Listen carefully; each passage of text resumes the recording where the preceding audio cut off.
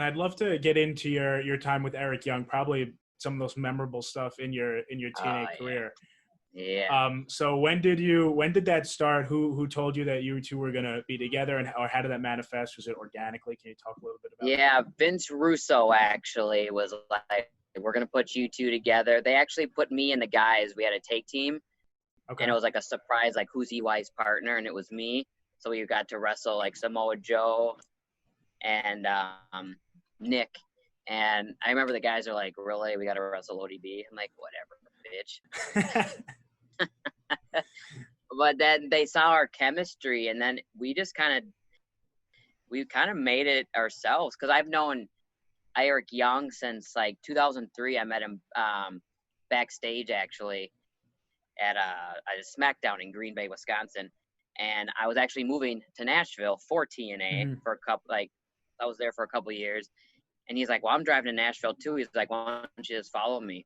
So back then we followed each other to Nashville and started our careers. But yeah, he was like, our chemistry, we just had so much fun. Like we'd make each other laugh, and our chemistry was just off the hook. Like it was awesome. So it's cool when you find that. Oh, it's awesome. That's so cool. And then it ended in the marriage. Were you two really happy about that? Yeah. You two loved that storyline? I remember when old Dave Lagana was like, he was a big part of me and EY too, and he was like, we're gonna get you guys married.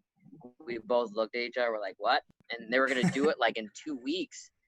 I was like, that's too soon. I was like, oh my God, but it worked out. You know, we were kind of nervous because we're like, we gotta make this wedding memorable, and we gotta, I wasn't sure about it, and EY wasn't really sure, but he's like, it's up to us to make it work. So we made it work.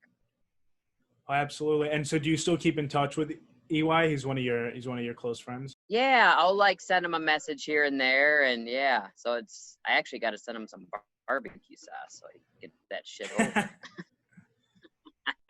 Yeah.